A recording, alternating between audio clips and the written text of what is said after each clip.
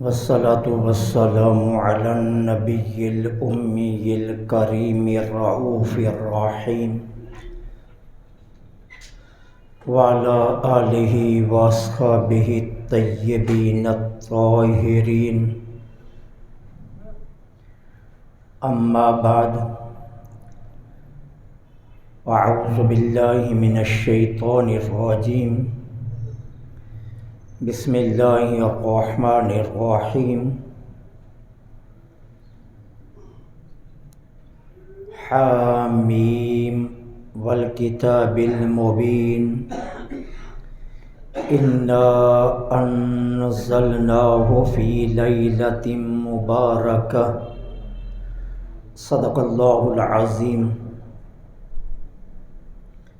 مولا یصلی وسلم دائما ابدا علی حبیبک خیر الخلق کلہم فإن من جودک الدنیا وضرتها ومن علومک علم اللوح والقلم. مولا یصلی وسلم دائما ابدا علی حبیبک خیر الخلق کلہم. رضیت باللہ ربا وبالاسلام دینا وبمحمد صلی اللہ علیہ وآلہ وسلم نبیا ورسولا. غریبم یا رسول اللہ غریبم، غریبم یا رسول اللہ غریبم، ندارم در جہاں جز تو حبیبم. بری نازم کے ہستم امت تو گناہ گارم ولیکن خوش نصیبم. تمام تعریفیں خالق ارض و سما کے لیے، جس نے اتنے بڑے آسماں کو بغیر کسی ستون کے سائباں بنایا اور اتنی وسیع و عریض زمین کو بچھا کر فرش کا درجہ دیا. بے حد و بے حساب و لا تعداد درود و سلام امام الانبیاء، حاتم الانبیاء، حاتم المعصومین، حسنین کریمین کے نانا جان، میرے اور آپ کے آقا، شب اسریٰ کے دولہ، سارے حسینوں میں سب سے زیادہ حسین،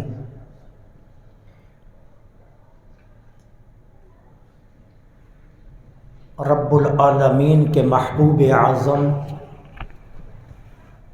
جناب احمد مجتبیٰ محمد مصطفیٰ صلی اللہ علیہ وآلہ وسلم کی ذات پر، کہ جن کے تصدق میں اللہ جل سبحانہ و تعالی نے ہمیں ان گنت نعمتوں سے مالا مال فرمایا.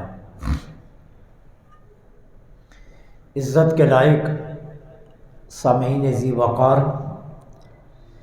اللہ رب العالمین جل سبحانہ و تعالی نے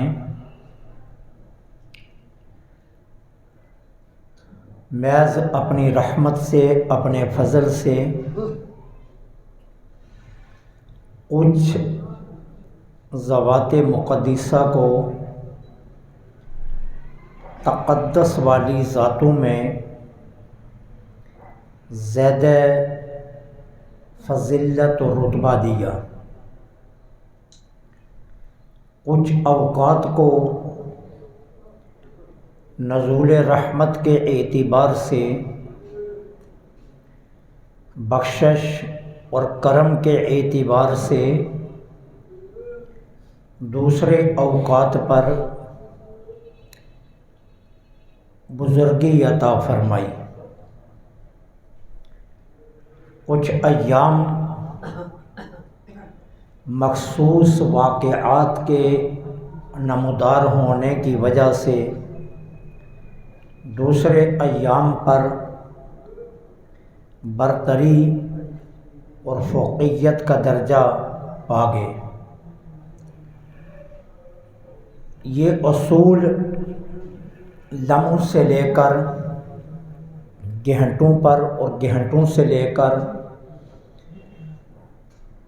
پورے یوم اور رات پر اور کبھی کبھی ماہ پر بھی لازم آ رہا ہے۔ بہت سے لوگ کم علمی کی وجہ سے مطالعہ کی وسعت نہ رکھنے کی وجہ سے کتب بینی کی عادت ترک کرنے کی وجہ سے محض جہالت کا سہارا لے کر ایسے فتوے صادر کر دیتے ہیں کہ جس میں وہ احادیث صحیحہ کے منکر بھی ٹھہر جاتے ہیں۔ کسی علم تک رسائی کا نہ ہونا اور کسی بات تک رسائی کا نہ ہونا اور اس کے باوجود اس کے متعلق گفتگو کرنا، یہ بہت بڑی بددیانتی کہلاتا ہے۔ آمینہ کے لال میرے اور آپ کے آقا جن کی ختم نبوت پر ہماری کروڑوں جانیں قربان، ان کا یہ ارشاد ذیشان ہے کہ اگر تمہیں کسی بات کا علم نہ ہو تو یہ کہہ دو کہ اس بات کا علم مجھے نہیں ہے۔ تو میرے آقا نے فرمایا یہ بھی تقوی اور علم کی نشانی ہے۔ اس کو جہالت نہیں کہا جائے گا۔ جہالت اس کا نام ہے کہ آپ کو ایک بات کا علم نہیں لیکن آپ اس کے باوجود اس میں گفتگو کرنا چاہتے ہیں۔ اسی طرح بہت سے لوگوں کے پاس مطالعہ کی وسعت نہ ہونے کی وجہ سے کم علمی اور جہالت کی بنیاد پر وہ یہ دعویٰ کر بیٹھتے ہیں کہ شب برات کی کوئی حقیقت نہیں ہے،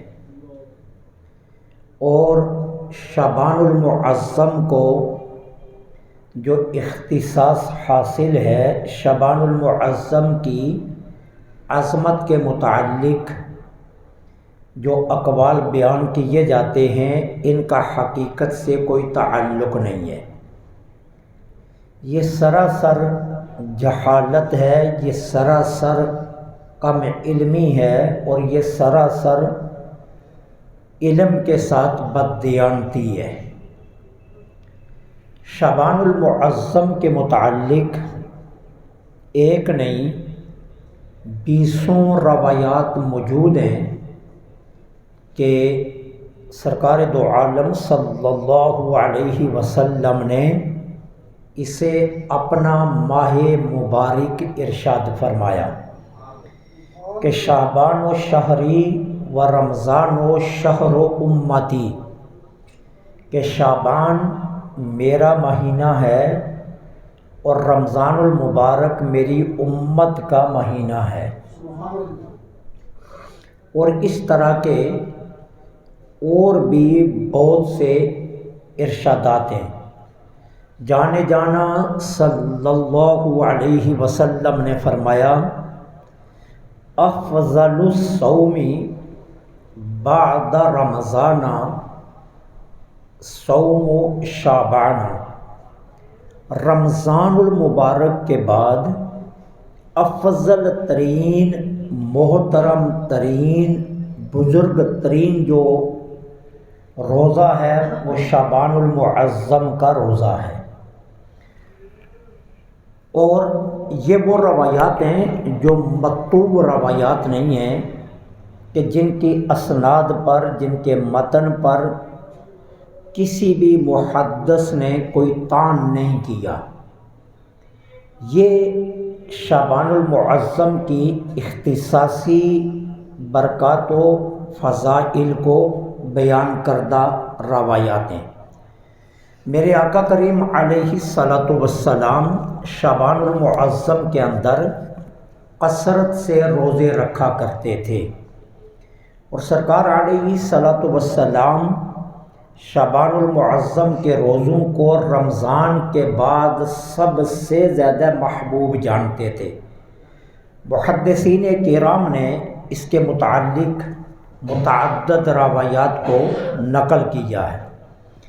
یہ جو کتاب میرے سامنے موجود ہے اس کو سنن نسائی اس کتاب کا نام ہے۔ یہ حدیث کی مشہور جو 6 کتب ہیں جن کو سیاق ستہ کہتے ہیں، سیاق ستہ میں یہ کتاب سنن نسائی شامل ہے۔ سنن نسائی کے اندر باقاعدہ طور پر امام نسائی نے شعبان المعظم کی فضیلت کے متعلق باب باندھا ہے، اور باب باندھ کر انہوں نے روایات کو نقل کیا ہے۔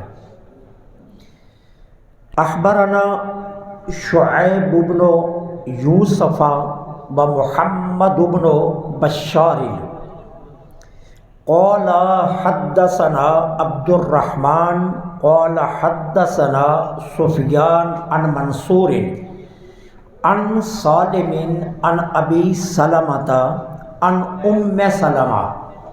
یہ اس حدیث پاک کی وہ اسناد ہیں جو میں نے آپ کی خدمت میں عرض کی ہے کہ شعیب بن یوسف اور محمد بن بشار یہ دونوں کہہ رہے ہیں کہ ہم سے بیان کیا عبد الرحمن نے، وہ کہہ رہے ہیں کہ مجھ سے بیان کیا سفیان نے، وہ کہہ رہے ہیں مجھ سے بیان کیا منصور نے، اور منصور کہہ رہے ہیں مجھ سے بیان کیا سالم نے، اور سالم کہہ رہے ہیں کہ مجھ سے یہ بیان کیا ابی سلمہ نے، اور ابی سلمہ کہہ رہے ہیں کہ یہ روایت ہے حضرت ام المومنین ام سلمہ رضی اللہ تعالی عنہا سے۔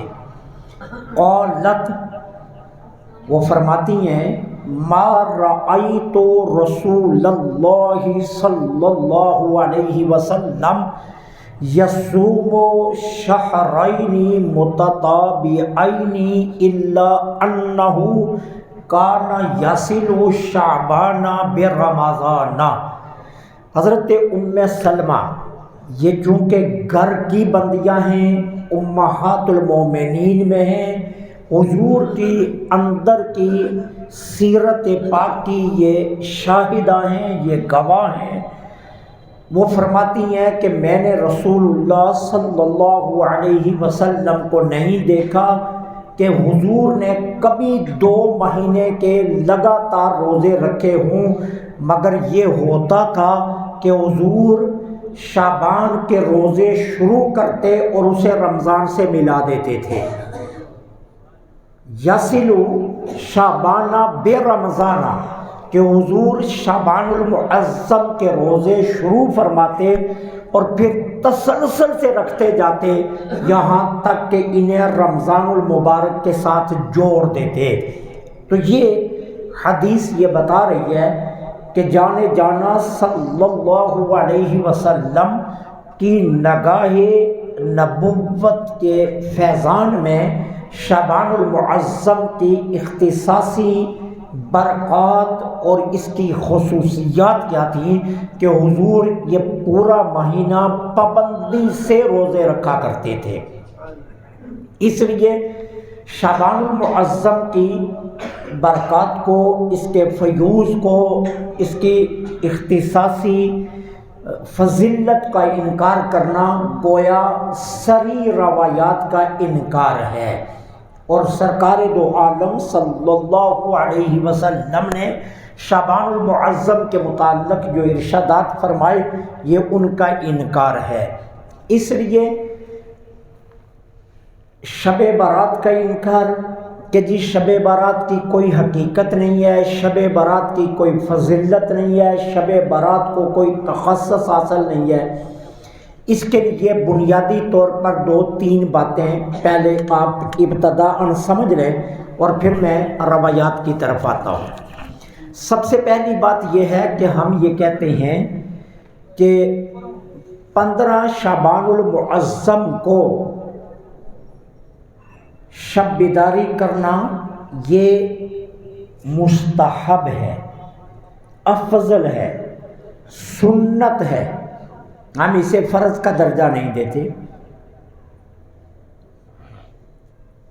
ہم اسے یہ نہیں کہتے کہ جس شخص نے 15 شعبان المعظم کی رات سو کر گزار دی، بازار میں گزار دی، یا اس نے لغویات میں گزار دی، ہم اسے یہ نہیں کہتے کہ وہ کافر ہو گیا، وہ غیر مسلم ہو گیا، لیکن یہ بات ضرور کہیں گے کہ اللہ جل سبحانہ و تعالی بخشش کے مواقع عطا فرماتا ہے۔ یہ اچھی طرح یہ بات، یہ تمہید ذہن میں بٹھا لیں، اللہ بخشش کے مواقع فراہم فرماتا ہے۔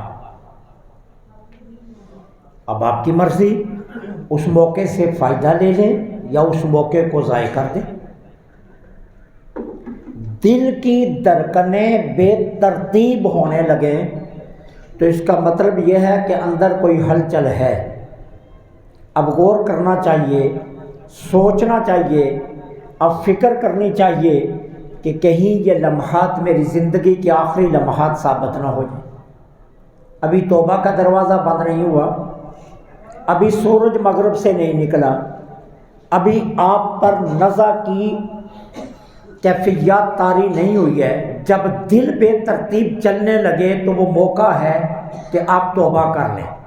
اب اگر آپ نے اس موقع کو بھی مس کر دیا اور یہ موقع بھی گنوا دیا تو پھر آپ سے بڑا بدبخت اور بد نصیب کوئی نہیں ہو سکتا۔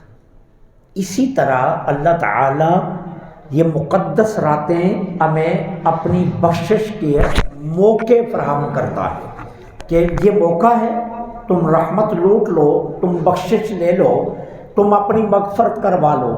اور اگر اس موقع کو مس کر دیا جائے، اس کو لغویات میں گزار دیا جائے تو اب بدبختی ہی کہا جا سکتا ہے، اس کے علاوہ اس کے متعلق اور کچھ نہیں کہا جا سکتا۔ اچھا، جو لوگ یہ ضد لگا کر بیٹھتے ہیں کہ جی شب برات کی کوئی حقیقت ہے ہی نہیں، وہ اصل میں جہالت کی دنیا میں رہتے ہیں۔ انہیں چاہیے فتویٰ شروع کرنے سے پہلے کتب احادیث کا مطالعہ کریں، احادیث کی کتب کو دیکھ لیں، احادیث کی کتب کو دیکھنے کے بعد پھر کوئی فتویٰ صادر کریں کہ اس کی کوئی حقیقت ہے یا نہیں ہے شب برات کی۔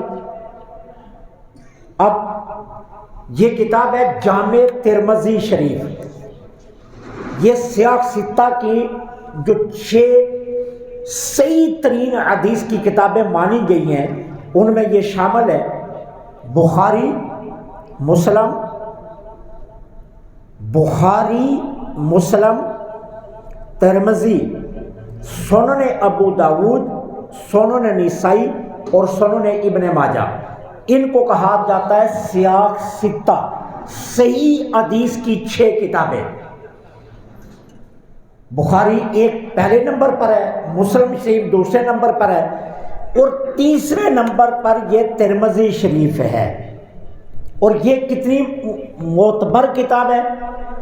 53 محدثین کا بالاتفاق یہ فتویٰ ہے کہ جس گھر میں ترمذی شریف ہو وہ انسان یقین رکھے کہ اس گھر میں رسول اللہ رہتے ہیں۔ اس کتاب کے متعلق 53 محدثین کا یہ قول ہے کہ جس گھر میں ترمذی شریف پڑھی ہو اس گھر میں اللہ کے رسول رہتے ہیں۔ اب یہ ترمذی شریف کتاب ہے، یہ میرے ہاتھ میں، اس کے اندر امام ترمذی نے باقاعدہ طور پر شب برات کی فضیلت پر پورا باب باندھا ہے، کوئی ایک حدیث نہیں لائے، پورا باب باندھا ہے امام ترمذی نے، اور باب باندھ کر پھر اس باب میں فضائل کی ساری روایات کو امام ترمذی لائے جو شب برات کے متعلق ہے۔ اب امام ترمذی جو سب سے پہلی روایت لائے ہیں میں وہ آپ کی خدمت میں عرض کرتا ہوں۔ یہ حدیث پاک ہے حضرت عروہ سے۔ عروہ کہتے ہیں کہ یہ حدیث بیان کی ہے ام المومنین حضرت عائشہ صدیقہ رضی اللہ تعالی عنہا نے۔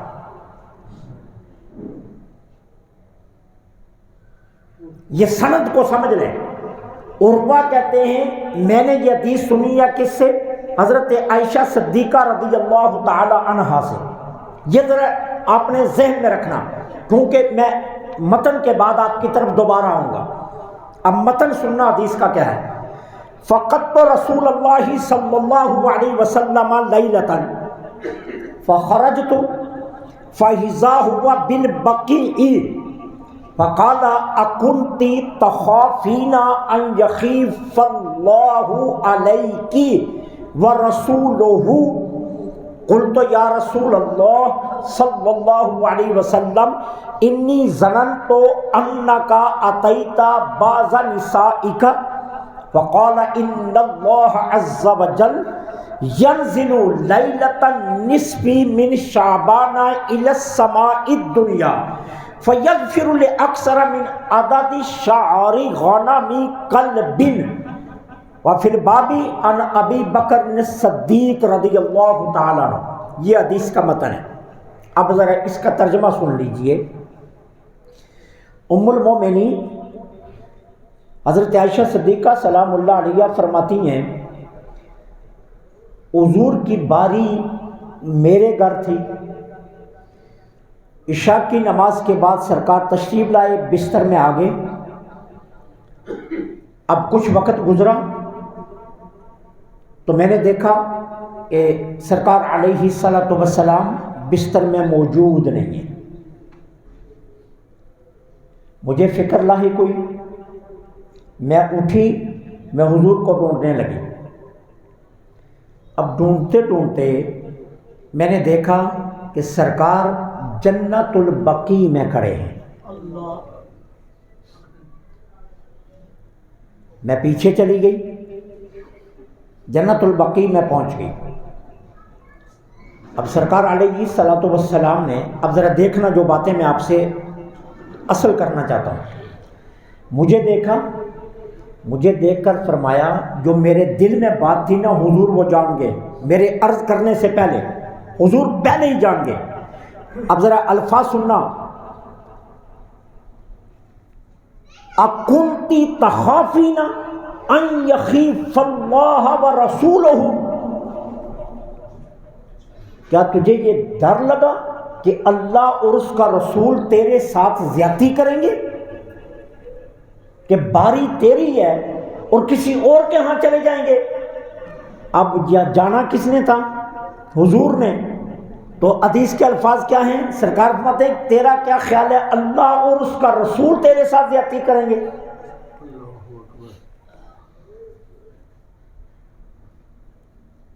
مطلب کیا؟ حضور کا ہر عمل اللہ کا حکم ہے، حضور کا ہر عمل اللہ کا اب ذرا بات کو توجہ سے سننا، حضور کا ہر عمل اللہ کا حکم ہے۔ میں بستر میں لیٹا تھا، اللہ نے حکم دیا اٹھ جنت البقیع میں جا، میں اپنی مرضی سے نہیں آیا، تیرا کیا خیال ہے کہ اللہ اور اس کا رسول تیرے اوپر ظلم کریں گے؟ یہ حدیث کے الفاظ ہیں، اللہ نے مجھے حکم دیا کہ جنت البقیع میں جا۔ اب جو سیدہ کے دل میں بات تھی نا، وہ سیدہ نے عرض کر دی، پھر حضور نے تو پہلے فرما دیا، حضور مجھے یہ ڈر لگا تھا کہ شاید میلان طبعیت کسی اور زوجہ کی طرف ہو گیا اور آپ ادھر چلے گئے، اس لیے میں اس اندیشے سے آئی ہوں کہ مجھ سے کوئی بے ادبی تو نہیں ہوگی کہ جو میلان طبعیت بدل گیا اور باری میری ہے اور حضور مجھے چھوڑ کر کسی اور کے ہاں چلے گئے۔ فرمایا سن، ان اللہ عز وجل ینزل لیلۃ النصف من شعبان، آج شعبان المعظم کی 15ویں شب ہے، شب بارات ہے۔ سرکار نے فرمایا آج شب بارات ہے، شعبان المعظم کی نصف شب ہے۔ اللہ تعالی آسمان دنیا پر اپنی شان کے مطابق نزول اجلال فرماتا ہے، اور کیا کرتا ہے؟ پس اللہ بخش دیتا ہے۔ مدینہ طیبہ میں سب سے زیادہ بکریاں بنو کلب پالا کرتے تھے، بنو کلب کا سب سے بڑا ریوڑ ہوتا تھا، ہزاروں کی تعداد میں بکریاں اس خاندان نے رکھی ہوتی تھی۔ فرمایا آج کی رات اللہ تعالیٰ بنو کلب کی بکریوں کے بالوں کے برابر گناہگاروں کو بخش رہا ہے۔ اب اگر جو لوگ یہ کہتے ہیں کہ شعبان المعظم کی شب برات کا کوئی تصور نہیں ہے، کوئی اس کی فضیلت نہیں ہے، میں ان سے پوچھنا چاہتا ہوں امام ترمذی نے یہ باب کیوں باندھا؟ امام ترمذی یہ روایات کیوں لائے؟ نمبر ایک، دوسری بات، اس حدیث کو ذرا غور سے سننا، یہ بات کس کے درمیان ہوئی ہے؟ حضور کے اور حضرت عائشہ کے درمیان۔ رات کا ٹائم ہے نا، رات کا وقت ہے، حضور اکیلے اٹھے، جنت البقیع میں آ گئے اور سیدہ پیچھے آئی ہیں۔ اب تمام ازواج مطہرات میں سے کسی کو خبر نہیں، صحابہ میں سے کسی کو خبر نہیں، حضور کے ساتھ کوئی اور نہیں ہے، اور یہ بات رات کو ہو رہی ہے، تنہائی میں، تاریکی میں، اور حضور اور سیدہ کے درمیان ہو رہی ہے۔ اگر اس رات کی کوئی فضیلت نہیں تھی تو سیدہ کو یہ روایت صبح بیان کرنے کی ضرورت ہی کیوں پیش ہے؟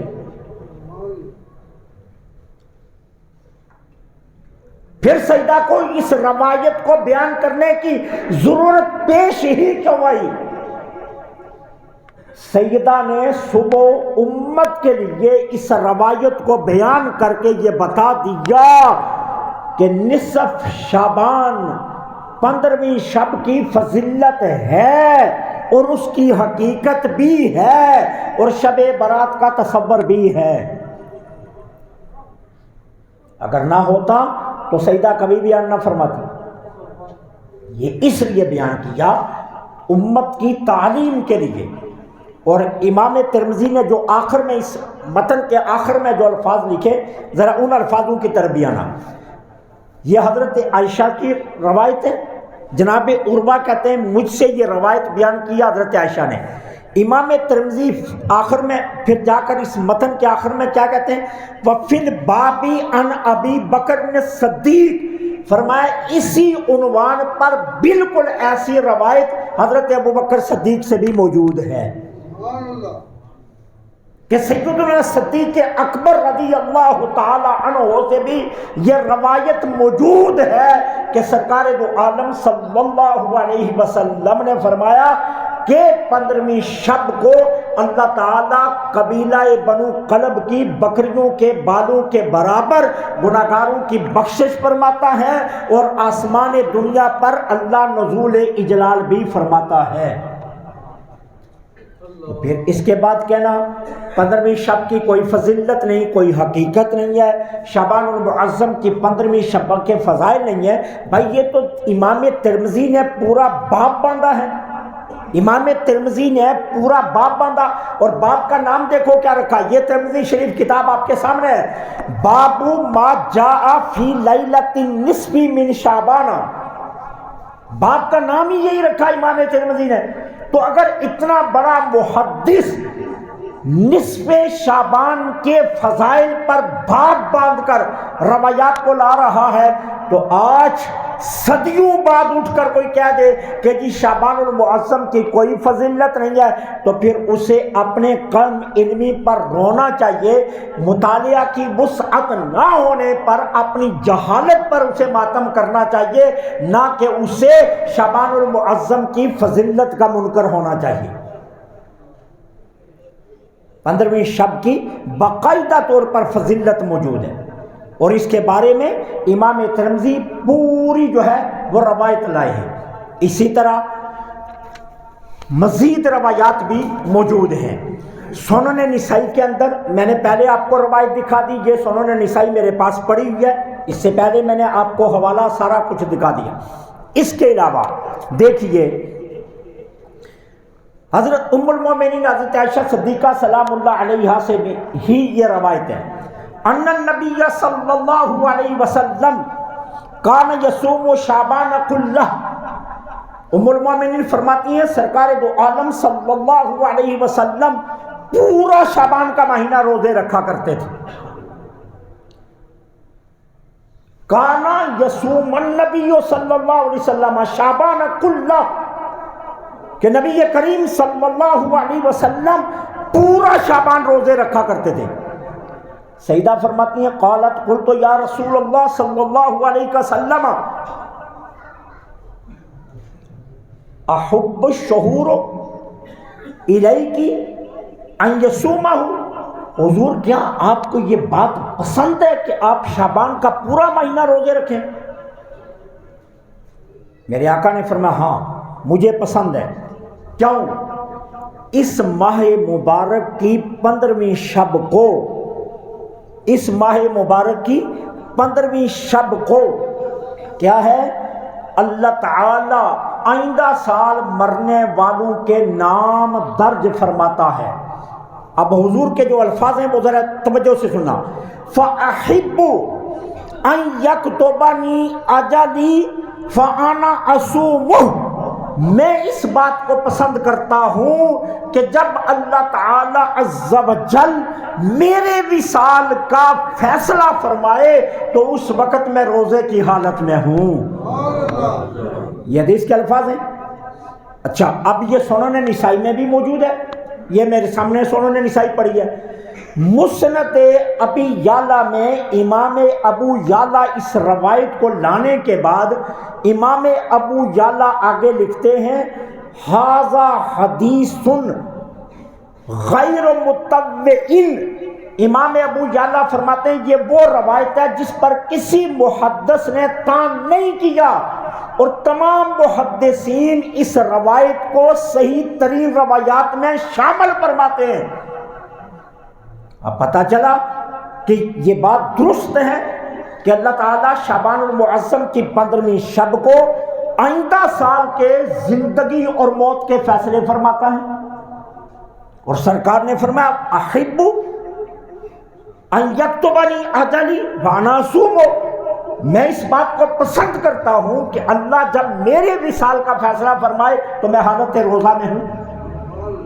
تو پھر اس کے بعد کہنا شعبان المعظم کی کوئی فضیلت نہیں، شب برات کہیں سے ثابت نہیں ہے، یہ ساری روایات کا انکار یہ جہالت پر مبنی ہے، اور اپنی کم علمی کی وجہ سے صحیح ترین روایات کا انکار کرنا یہ بہت بڑی جہالت ہے. شعبان المعظم کے فضائل باقاعدہ روایات سے ثابت ہیں، اور 15ویں شعبان کو اللہ تعالی عز و جل یہ فیصلے فرماتا ہے. اچھا اب امام ترمذی سے کسی نے پوچھا کہ آپ یہ بات کیوں لائے ہیں، اللہ تعالیٰ تو ہر روز بخشتا ہے. اب امام ترمذی نے اس سائل کے سوال کا جواب بھی حدیث سے ہی دیا.